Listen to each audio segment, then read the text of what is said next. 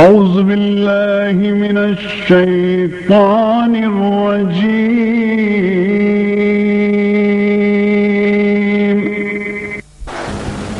بسم الله الرحمن الرحيم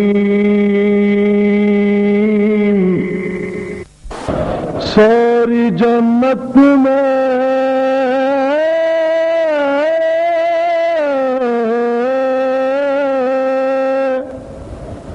रसूल अज़ली लिखा है, सारी जन्नत में रसूल अज़ली लिखा है। डाली डाली पे अली लिखा है, सब पत्तों पे हसन और कली पर ज़हरा, सुर्ख फूलों पे हुसैन बिन अली लिखा है। सारी जन्नत में रसूल अज़ली लिखा है। डाली डाली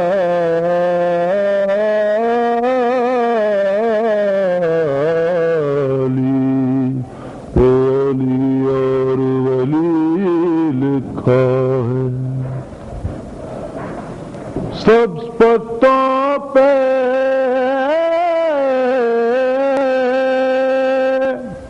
सब पत्तों पे हसन और कली पर ज़हरा, सुर्ख फूलों पे हुसैन बिन अली लिखा।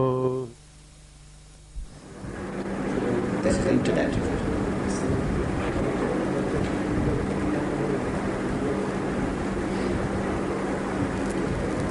Bismillahirrahmanirrahim. In the name of Allah, the Merciful, the Compassionate. All praise is to Allah, the Creator of the universes and their Sustainer, the Provider of believers and unbelievers. And may His choicest blessings be on the seal of His prophets, the last of His messengers and His holy progeny. And in particular, may His incessant blessings ever continue to flow on that sixth successor to the Holy Prophet, on Imam Ja'far as-Sadiq salawatullahi wa salamu alayhi. On the first eve of the statements we made about Imam Sadiq alayhi salam's imama, his entitlement to it and his eligibility and qualification for it, we set out certain claims that he had made, which I said we would look into in some greater detail last night and tonight, in particular tonight now, for those aspects for which he made express claims like Allah has given them the knowledge, and including him, of what will be and what has been, and the various books that are with him. Tawrat, Injil, Zabur is understandable, but the Jami', for example, which he said was dictated by the Holy Prophet, may peace be upon him and his progeny, to Imam Ali alayhi salam, and contains all the events that will take place and names of all the rulers that will rule on earth till the day of judgment. Well, let us examine those in some detail tonight, as far as the clock will permit, because time has changed and the Urdu Majlis will start earlier tonight than it has hitherto been. But I thought before we discuss any other aspect of this subject, we discuss one appertaining to Laylatul Jum'ah, as that is the auspicious evening tonight. Because what is established, what is settled from various ahadith in respect of various Aima alayhimus salam is that on Laylatul Jum'ah, on this night, our a'mal go to our Imam of the time, He looks at our amals of the full week. If He is pleased with them, He prays for us and asks Allah to accept our amals. If He is displeased with them, and if they contain sins by us, He also prays for us that Allah may forgive us and Allah may give us the good fortune to do good deeds and refrain from ills. Well, is there any evidence that that is also true for Imam Sadiq alayhi salam? Abundance of evidence. I wish to pick up just one for the purposes of tonight to prove the point, so that it does not remain a sweeping statement that I made on the first night. And we get proof of that from the work of Shaykh Tusi alayhi rahmah. He reports from Dawood bin Raqi. He says that Dawood bin Raqi visited him to purely pay his respects. And in the course of the conversation, the Imam alayhi salam turns to him and says, "Ya Ibn Dawood, that virtuous act you did in the course of this week has pleased us." So Ibn Dawood says, "Ya Ibn Rasulillah, what virtuous act has come from my hands?" And he said, "That Sile Raham that you did." Because Sile Raham, which is kindness, charity, concern, consideration, all of those are contained in it, are to the kith and kin. Nothing pleases Allah subhanahu wa ta'ala better than that we should be kind to our kith and kin, to our relatives, to our cousins, nephews, uncles, aunts, all those around us to whom we are related by the grace of Allah subhanahu wa ta'ala. And it is not only financial consideration, numerous considerations. Just visiting them if they are sick, just visiting them to be kind to them, all that part of Silatul Rahim, that is kindness, consideration, charity to those to whom you are related, by whom in particular, generally to all of them. Indeed, ahadith are, there is no time to go into details tonight, but may I make a general statement that Sila Raham has the kind of effect that Sadaqah has. And it is this, that if there is Sila Raham on the part of a person, bala, afflictions, difficulties are removed by Allah subhanahu wa ta'ala because of those kindly actions. Those kindly actions Allah rewards in this world and the hereafter. And in this world, He shows kindness by removing afflictions from the person who performs such acts. Imam Jafar Sadiq alayhi salam says to him, "Oh Abu Dawood, I was pleased to see that." So he says, "What action?" He says, "That Sila Raham you did. Your cousin was in difficulties and you helped him." And Ibn Dawood says, "Yes, I received news that he was in great financial strain and his family as a result was in financial strain, and I sent that help to him." And the Imam alayhi salam says, "Yes, I noticed that." But he says that Sila Raham of yours had adverse effect on him. And Abu Dawood says, "Mawla, I meant to help him." Says, "Yes, but it had adverse effect on him. The effect was that his death, which was not already due, was expedited. Allah sent ajal, sent his death soon, and within a matter of 3 days of receipt of help from you, he passed away." Abu Dawood says he did not know of this at all. He says he had left Kufa and was traveling to Medina and took some few days to move into Medina, and had not received any news of such death. The first person to impart the news to him was the Imam alayhi salam. Ibn Dawood says, "I did not understand more and I did not want to ask more.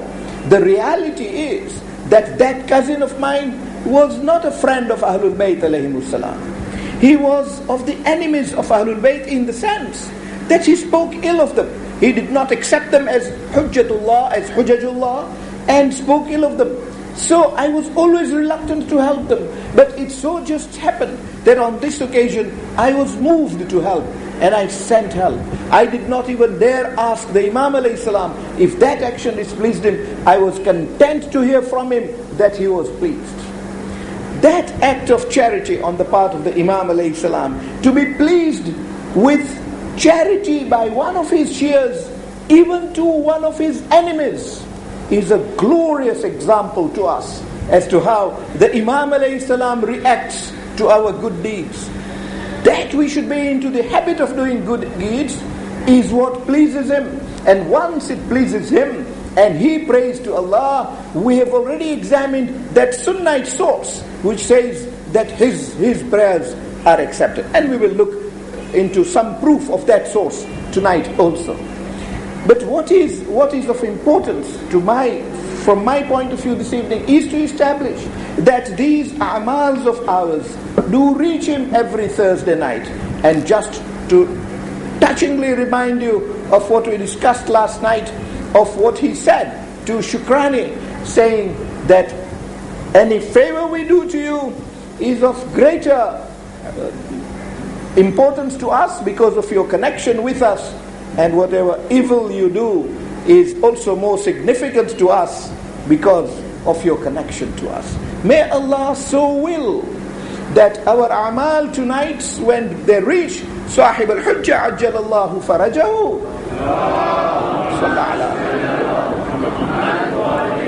may Allah so please that He be pleased with our a'mal for tonight, and He should pray for us to be of His companions and to be good Shias, to follow the footsteps that they, Ahlul Bayt alayhi salam, have taught us to live upon.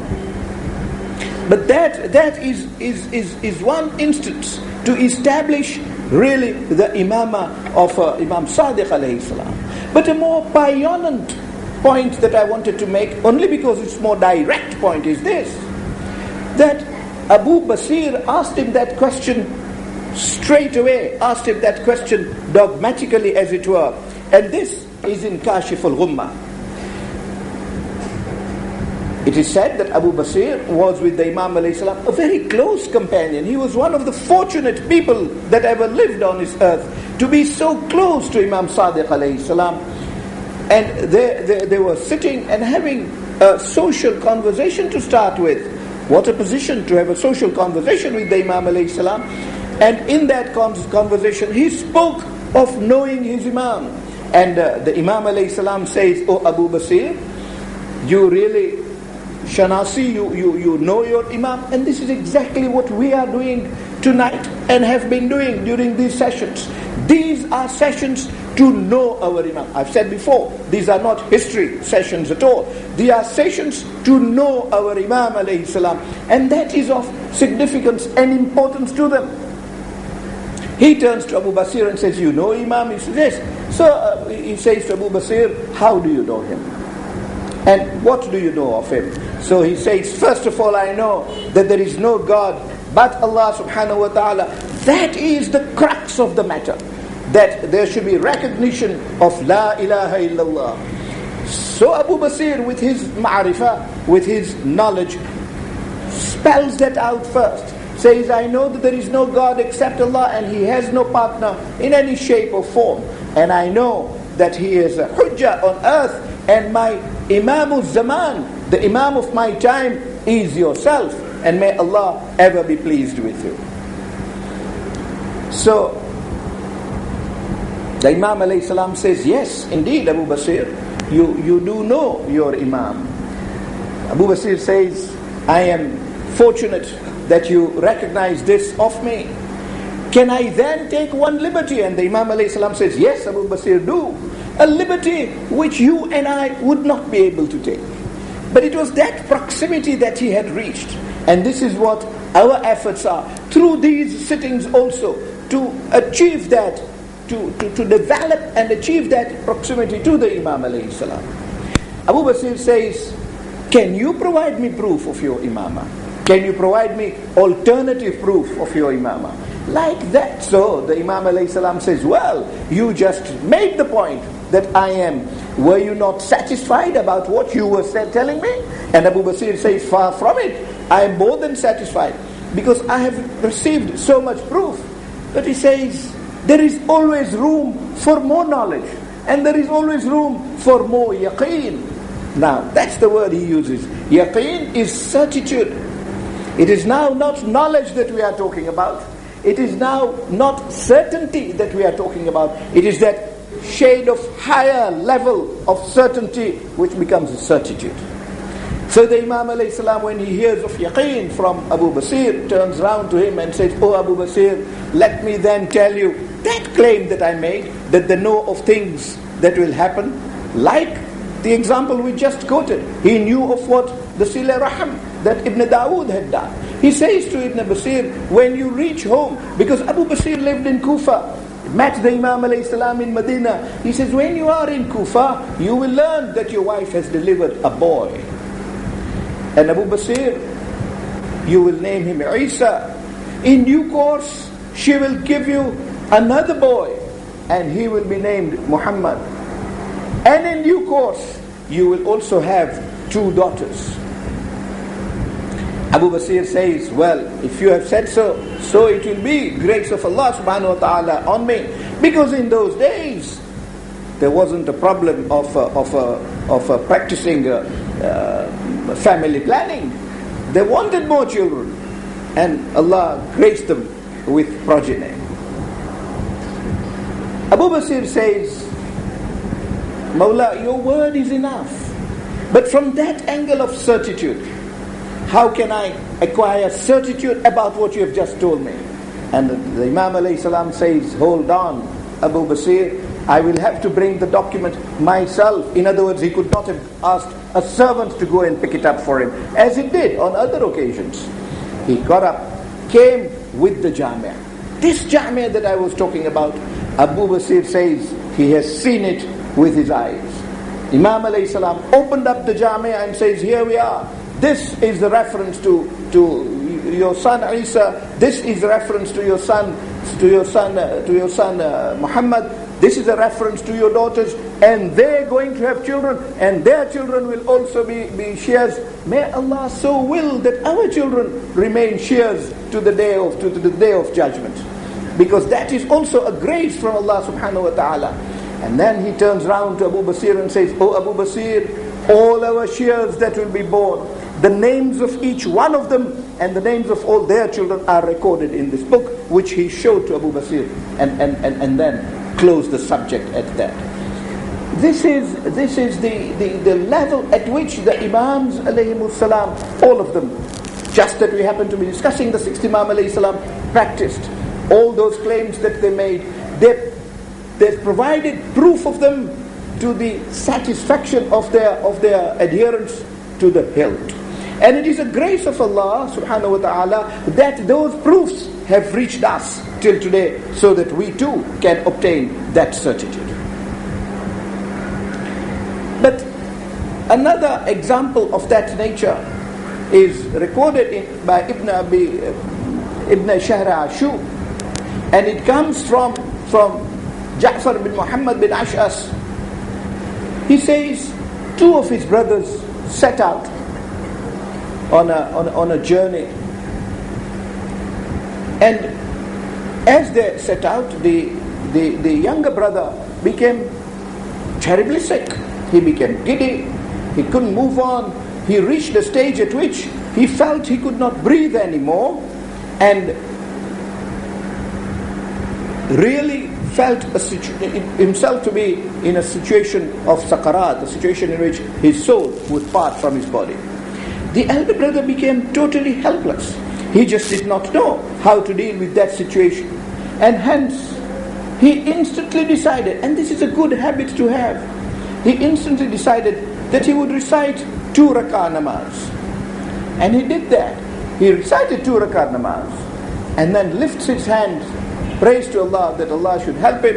And having done that, he calls for his Imam of the time, which happened to be Imam Ja'far Sadiq salawatullahi wa salamu alayhi.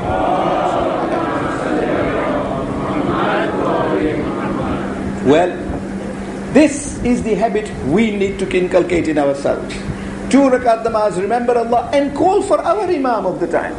And we have examined, that was in 1996, If Allah so wills, we may have another opportunity when we discuss the 12th Imam alayhi salam at the end of this session, of this discussion, if we reach that area, to see more of those examples of how the Imam alayhi salam helps. Well, we there have proof that he called the Imam of his time.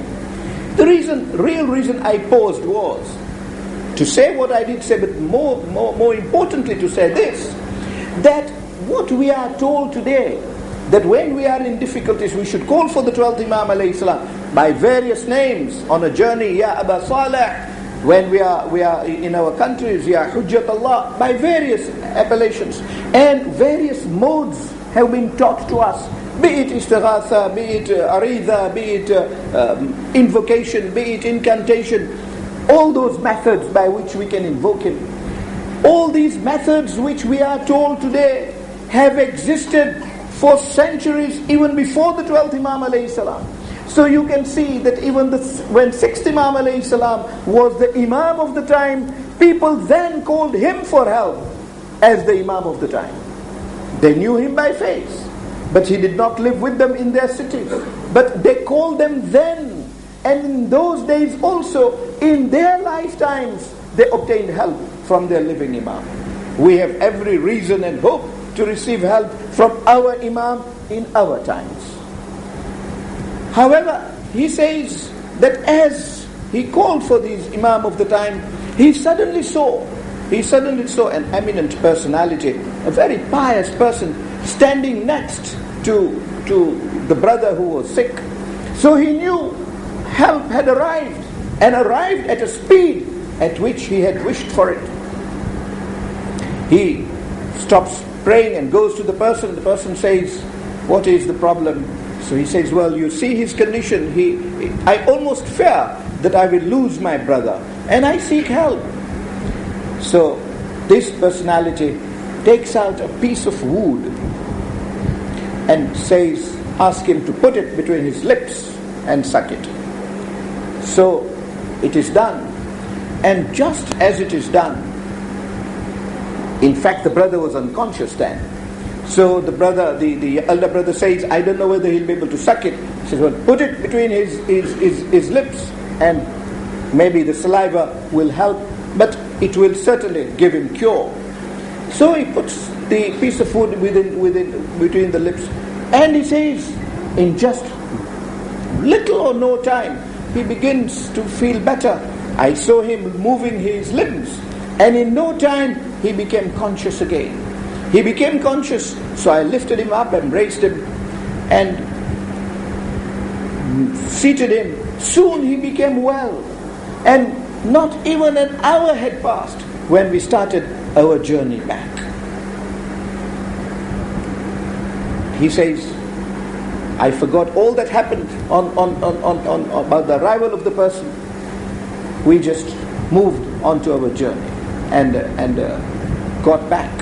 But I knew in the heart of my hearts that the personality who came there was sent by Imam Sadiq alayhi salam, because I had invoked him and I had sought his help, and I knew that he sent me the help that I needed. So I told my brother of what had happened, and I told him that I owe all this to Imam Sadiq alayhi salam.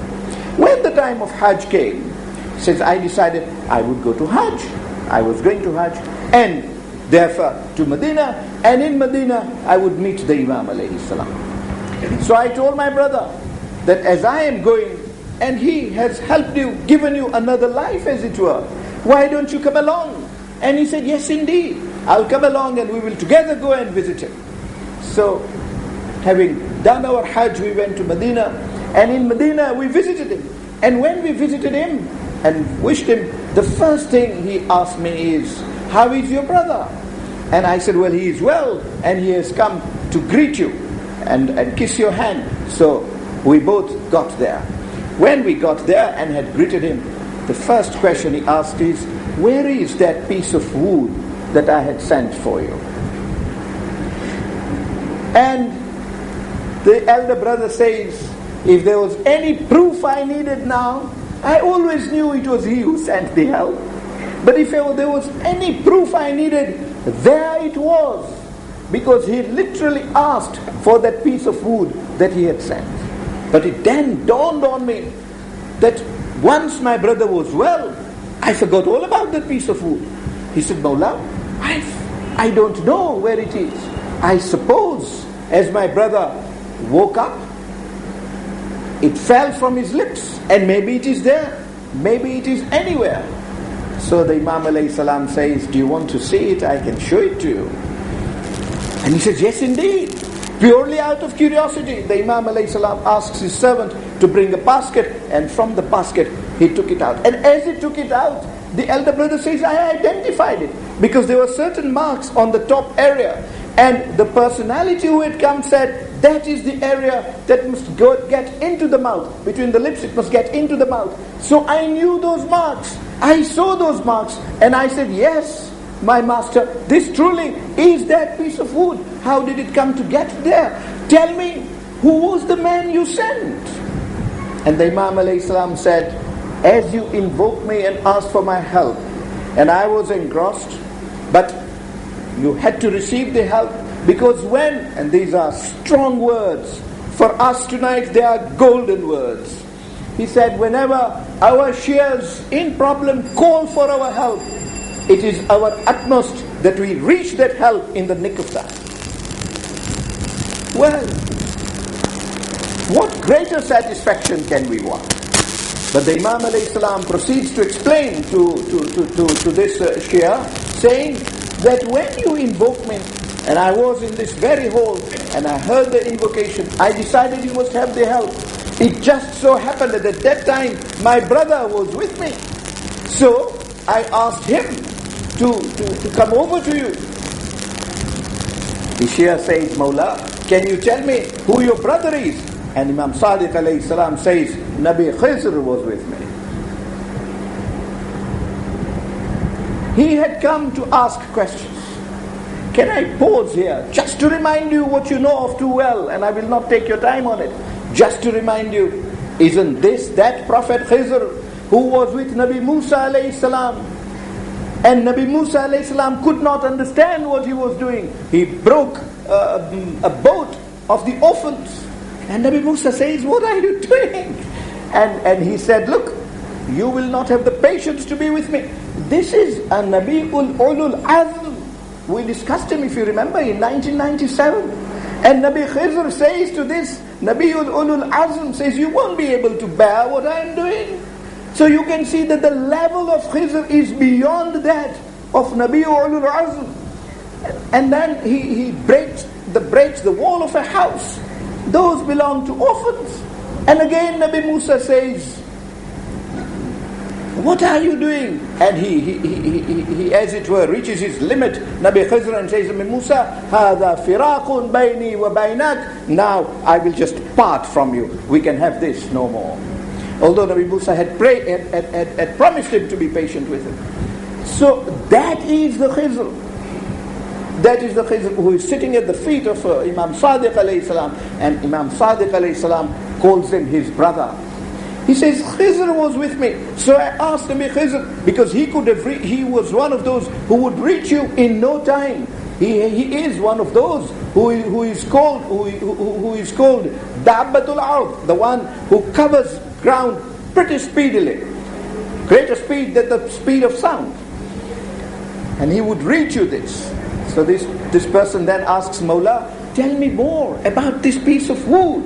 And Imam Sadiq alayhi salam says, this is a piece of wood from the tree of Tuba.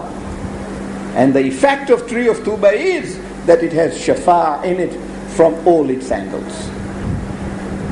Tuba, as you know, is a tree in heaven. It is amazing that the authority of Imam Sadiq alayhi salam was such that he could lift his hand and pick a piece of wood from the tree of Tuba to give to one of his adherents on earth. Amazing situation in the ways in which they are able to help their friends. The point I wanted to make essentially was that those statements that we made on the first eve were no sweeping statements. They were statements with reality in it, as is proved by various instances. Of course, our time is limited, and so we pick and choose these instances and proceed on those bases. But talking of such capacities of helping people, Mufaddal says, and this is set out in Tazkirah. In Tazkirah, Mufaddal is reported to be saying this. Mufaddal says, I was with the Imam alayhi salam during Hajj, and some discrepancy according to Tazkirah whether this occurred in Makkah or in Mina. But in one of those places, Mufaddal says, I was walking with the Imam alayhi salam, and suddenly we saw a body lying. The person was dead, and there was a lady standing by the body with a little child in hand. She was screaming and crying. So the Imam alayhi salam approaches her and says, "Oh, servant of Allah, or maid of Allah, what is your problem?" So he says, "Well, I am a foreigner in this country. I had come here with my children, and my children are with me. Now this person is dead. I was relying on him for my maintenance. I was relying on him to feed me. He was the head of our family, and now he is dead." So the Imam alayhi salam turns to her and says, "Do you wish that he should be alive again?" And the lady says, "But is that possible?" So the Imam says, "Well, Allah is great. Is that what you wish?" She says, "Nothing would please me better." And Imam Sadiq alayhi salam lifts his hands and prays to Allah, to Allah in respect of this person, and his prayers are not finished, and the dead person is sitting, in no time standing, alive, looking for Imam Sadiq alayhi salam to kiss his hand. But just as the 12th Imam alayhi salam behaves, here Imam Sadiq, although not in ghaibah, Mufassir says, immediately rushed into the throng of people. As you know, there is always a throng of people when there is Hajj, rushed into a throng of people and disappeared from their sight. He was afraid lest people might start talking about him as they talked about Isa. But Mufassal says that as the Imam alayhi salam was going away in this way, the lady turns to him and says, you are not a human being of this age. You indeed are Isa ibn Maryam, who caused dead people to be alive. Well, that comment does not surprise us, does not astonish us, because the Holy Prophet, may peace be upon him and his progeny, himself said that my successors who will succeed after me and will be the hujjaj, the proofs of Allah on earth, will have all the qualities that all the prophets that preceded me had in them, and will be able to perform tasks which they performed. And it is not a matter of surprise, nor is it a matter to cause concern, because the fact that Anbiya before him had prayed to Allah and dead people were alive, we know too well. This lady knew too well, saying Nabi Isa alayhi salam used to do it. But we know it too, because we have discussed this in our discussions of Yasin. The whole of that incident of Antakya that we discussed. وَضْرِبْ لَهُمْ مَثَلًا أَصْحَابَ الْقَرْيَةِ إِذْ جَاءَهَا الْمُرْسَلُونَ. From that ayah onwards, how Yahya and Yohanna went to Antakya, and how they cured born lepers, born blind people, and indeed those who had died were revived, and all they did was pray to Allah subhanahu wa ta'ala. That is the might and the authority of divinity which Allah, through His agents, wishes to expose to the people, so that His creatures know Him better, so that His creatures, when they worship Allah subhanahu wa ta'ala, are cognizant of the authority of Allah, that He is the one who is Hayyun la yamut. He is the one who is ever alive, will not die. He has the power to give life. He has the power to give death, to reliven those who are dead, and to cause those who are alive to be dead. And one sees that authority of the hujjah of Allah being exercised by the Imam alayhi salam. And if that hujjah means that he is a hujjah not only of human beings, but of all creation of Allah. Yesterday I touched on how Safa reacted, the mountain of Safa reacted. But if we are talking of all creatures of Allah, that is even the animals and the birds, he manifested that in his life as to what authority he carried, even on birds and even on animals. Talking of birds, we get proof again. Tazkirah reports this from Jabir. Jabir says, I was with the Imam alayhi salam, and suddenly, as we passed, we saw a bird being killed by a hunter. He was taking out his knife, ready to kill a bird. And the bird was turning to the Imam alayhi salam, as it were, and screaming. The Imam alayhi salam goes to the hunter and says, how much is this bird worth? And he says, 4 dirhams. The Imam alayhi salam takes out 4 dirhams and says, here are your 4 dirhams. If you have hunted the bird and you are entitled to some recompense for it, here are 4 dirhams for you. You can have them and spare this bird. So he says, do you wish to have the bird? He says, no, I do not wish to have the bird. I just want the life of the bird saved. And the bird flies away in happiness, fluttering her wings, turning to the Imam and saying things which Jabir said, I couldn't understand. But Jabir says it didn't end there. We moved on. Jabir says, I was so flabbergasted that I didn't have the courage to even ask him what happened. But before long, as we moved on, I saw a falcon chasing a smaller falcon in front of this falcon. And the smaller falcon now turns from where she was towards us, and reaching the Imam alayhi salam, mutters things in bird's language, sounds created by the birds. When the Imam alayhi salam watches that, listens, turns to the falcon and signals the falcon by his finger to move away, the falcon moves away, leaving this small falcon safe and sound. Jabir says, now I couldn't resist it anymore. I found these extraordinary things too much for my bearing. I turned to him and said, Sayyidi, what are you up to? What are you doing? You are exercising authorities on birds? Tell me then that what happened. And he turns round and says, Jabir, in the first instance, that little bird was telling me that I take refuge. He says, these are the words she uttered. She says, I take refuge from this hunter, from Allah, and from his hujjah who is passing by me. Ya Hujjatullah, you save me from the knife of the hunter. I felt I was duty bound to save that bird, and spent my money so that her life was saved.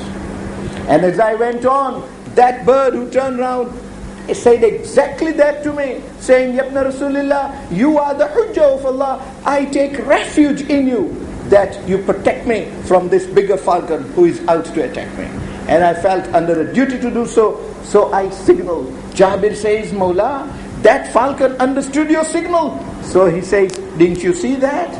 Jabir says, indeed I did. He accepted your falcon, your signal, and obeyed your orders. What is absolutely alarmingly disappointing to us tonight, as always, is that if these birds knew the worth of the Imam alayhi salam, why didn't the humans, and particularly those humans who knew their worth and yet killed them? That will be a subject for tomorrow night, inshallah, as to how they treated the sixth Imam alayhi salam. Because I do not want these sittings to conclude merely by us praising the Imam alayhi salam and knowing his qualities and his excellences, without also appreciating the sufferings through which he underwent. However, that was for the birds, that is those in the sky. Even the animals on earth appreciated that. If Allah wills, and we talk about Imam Rada alayhi salam next year, we will see those instances repeated with him also. These are signs of the Hujjaj. And we look for those signs. And we have them all over. And these signs are set out in Sunnite works also. Hence, our certitude leaves no doubt that they were not only the Hujjaj in true spirit of the word, but that we are following the right people. That is of the essence, that we should not be following the wrong people, because the wrong people will obviously take you in the wrong directions. The wrong guide will not take you to the correct destinations. However, we get this from Ibrahim bin Adham, and this is reported by Ibn Shahr Ashur. He says that we were a group of ulama in Kufa. We had met to discuss various matters. It was just our good luck that we came to hear that Ja'far as-Sadiq salawatullahi wa salamu alayhi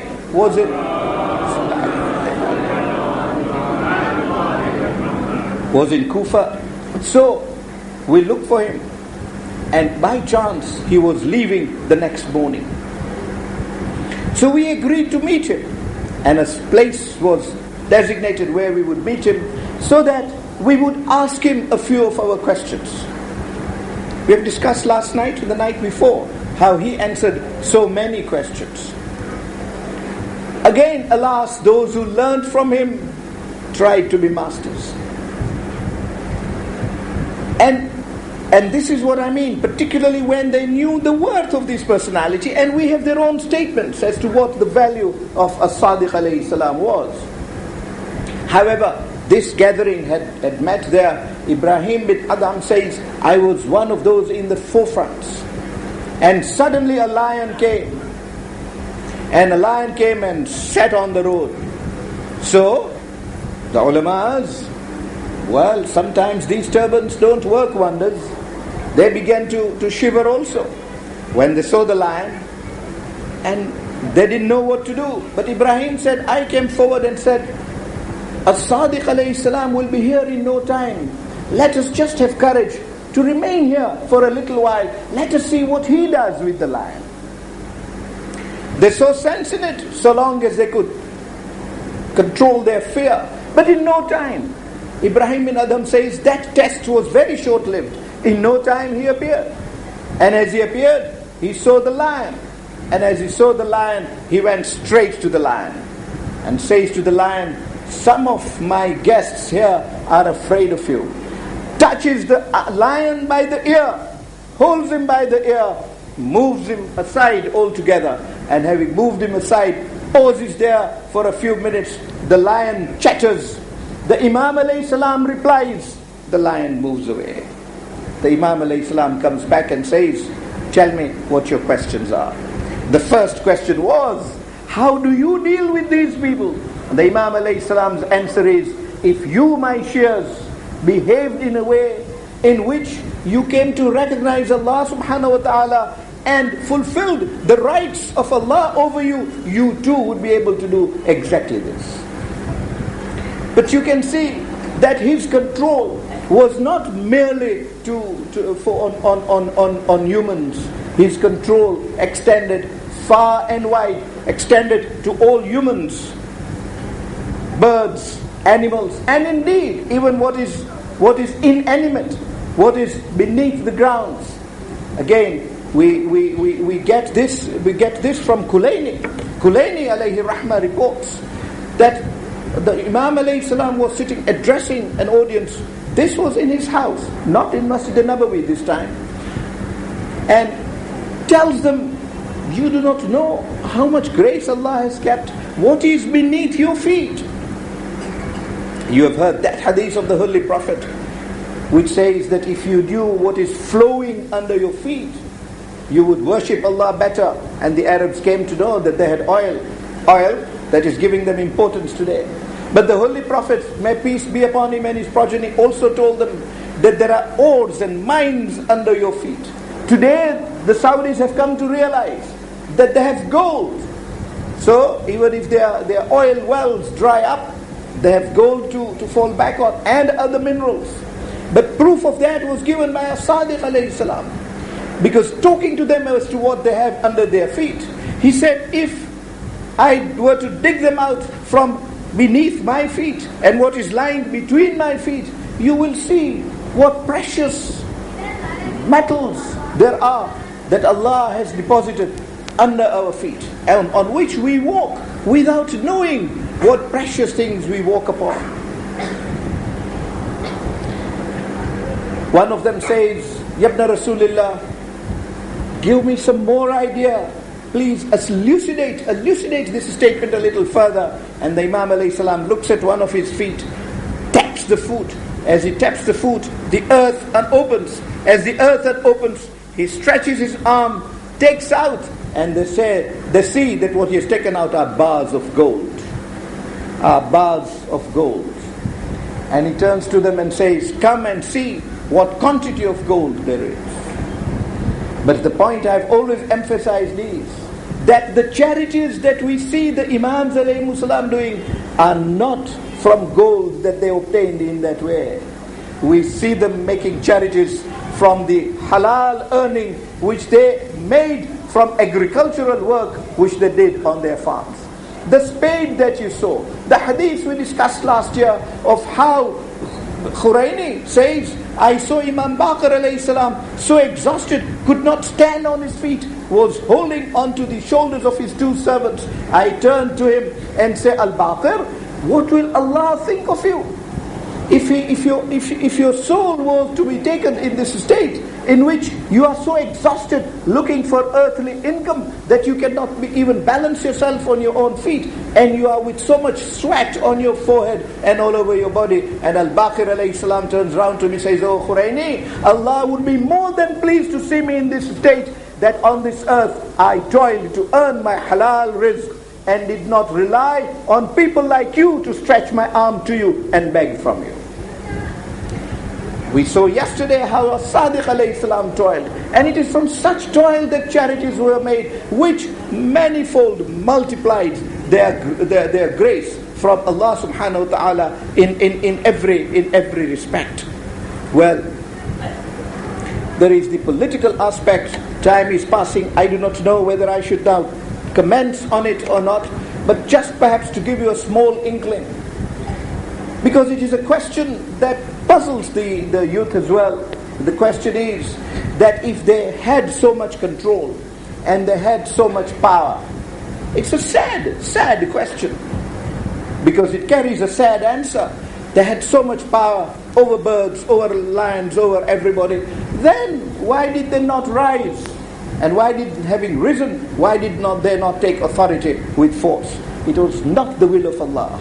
It was not the will of Allah that He should make people obey Him out of force. He says, "Inna hadaynakumus sabil." We have shown you the path. Imma shakiran, imma kafura. Either be grateful and follow that path, or be ungrateful and make your kufr, be unbelievers. Choice is yours. My reign will be apparent on the day of judgment.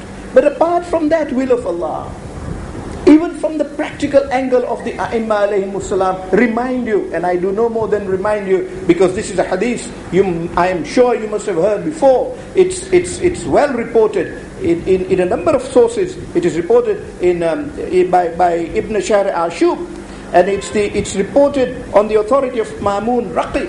He says he was sitting with the sixth Imam alayhi salam, and Sahal bin Hassan comes. I will go through the episode pretty briskly because you have heard of it. Sahal bin Hassan comes in, and having come in, he says, Mawla, I come from Khurasan. There are 100,000 people with their swords ready to fight for you. Why don't you rise? We will rise against Mansur, and the authority, the government must be in your hands. The Imam alayhi salam says, there really are 100,000 Iranians ready to fight for me like this? And he says, yes indeed, Ibn Rasulullah, I live there, I know of them. And the Imam alayhi salam says, calls his servant and says, warm up the oven. The oven is warmed up, and in a few minutes he turns around to Sahal and says, oh Sahal, can you jump into the oven please? Sahal says, Yabna Rasulullah, why are you being unkind to me? If I've committed any mistake, please forgive me, but don't throw me in the fire. I will not be able to bear it. I do not have the means. I do not have the patience and sustenance for it. And I won't be able to take it. Please forgive me and please excuse me from this duty. The Imam alayhi salam says, Sahal, I have forgiven you and I have excused you from this duty. But in due course, Harun al-Makki comes with his slippers under his armpit, makes salam to the Imam says, Alayka salam ya Harun, can you please leave your slippers here and jump into the oven? The oven is now warmer, because as you know, as it remains, it gets warmer and warmer. And Harun says, Labbaik yabna Rasulillah, jumps into the oven, remains there. The Imam alayhi salam calls the servant and says, put the lid on the oven. Now the lid is on the oven. So the fellow must be scorched. He really becomes roasted. And the Imam alayhi salam turns to Sahal and says, Sahal, tell me more about Iran. How are our Shias? How are they faring? Tell me more about them. Sahal says, I lost my senses. I spoke a little out of courtesy, but I could not be coherent with him. And in due course I turned to him and said, Yabna Rasulillah, you're asking me these questions. I'm answering them. I'm not sure that I answered them well, because my attention is on Harun al-Makki. What must be happening to him? He must already be roasted by now. The Imam alayhi salam says, no Sahal, he is not roasted. Do you want to see what his condition is? He opens the lid and there is Harun sitting. You almost thought that he is Nabi Musa sitting, about whom Allah says, Ya Naru kuni bardan wa salama ala Ibrahim. That authority of the Imam alayhi salam over fire now. What wonder that he should tell us that he will spare us from the fire of hell? Who are these Muslims who look at these ahadith with skepticism and criticize us for us? These examples have been illustrated in public, in their lifetime, in practical life. So Sahal says, Mawla, this is gigantic. I had no clue at all. And Imam alayhi salam says, Harun, jump out of the oven. Harun jumps out of the oven, kisses the hand of the Imam alayhi salam, goes to pick up his slippers. That is all that Harun is worried about. He is not worried about the fire. He knows his Imam. He knows who he is dealing with. Picks up the sandals. The Imam tells Sahal, sit down Sahal, let us now talk. I have one last question to ask you. Sahal, tell me, how many Shias are there of the 100,000 that you mentioned in Iran who would be one like Harun? And Sahal says, Yabna Rasulillah, none at all. In these sittings, in 2001 I think, I asked you the question, that if we were living in Kufa, at the time Muslim ibn Aqil was there, and Ubaidullah ibn Ziyad flung out his threats on all Shias, that he will kill them, he will loot them, he will imprison them if they associate with Muslim ibn Aqil, and we had already made our bay'ah to Muslim ibn Aqil. Let us put our hands on our hearts and ask ourselves, what would we have done? Are we amongst the Harun al-Makki that we talk about? That is why I said it's a sad question that we ask, not realizing why. The Imam alayhi salam then turns to Sahal and says, oh Sahal, if truly I had 100,000 Harun al-Makki in Iran, I would not have been waiting today to rise. The fault lies with us, that we are underlings, not in our stars. Well, and more examples of that from Imam Sadiq alayhi salam. Time does not permit us. But the last thing I must say before I leave this hadith is the more positive side of that hadith. Because this hadith is always considered in its negative form only, as I have just done. But it's important, that negative side. But it has a positive side to it. And it is this positive side, I believe, that will make us become like Harun al-Makki. I suggest, and I do no more than that because I have no authority on this, but I commend it to your intelligence. You judge the thought that I propose as a matter of intellect to put across to you. Harun al-Makki, I believe, knew that if the Imam alayhi salam asks me to be in an oven, that oven is a pot of flowers. And he knew that my Imam would not ask me to get into an oven and get burnt. And if I was to get burnt, he would not order me to do that at all.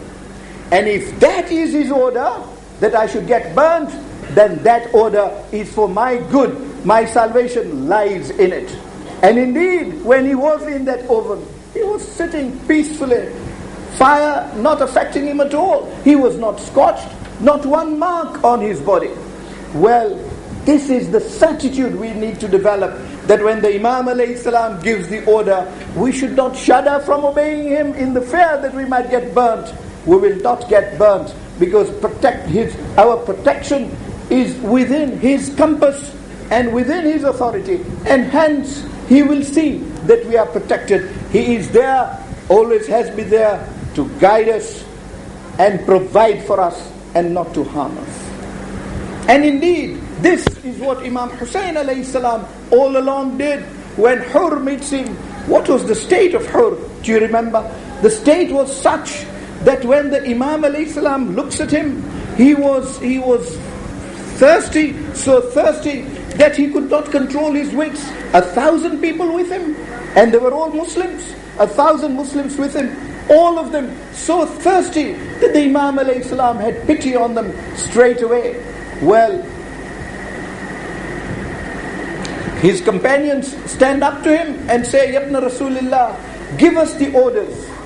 Give us the orders that we kill them now. They are only 1,000. If we wait, the number will multiply.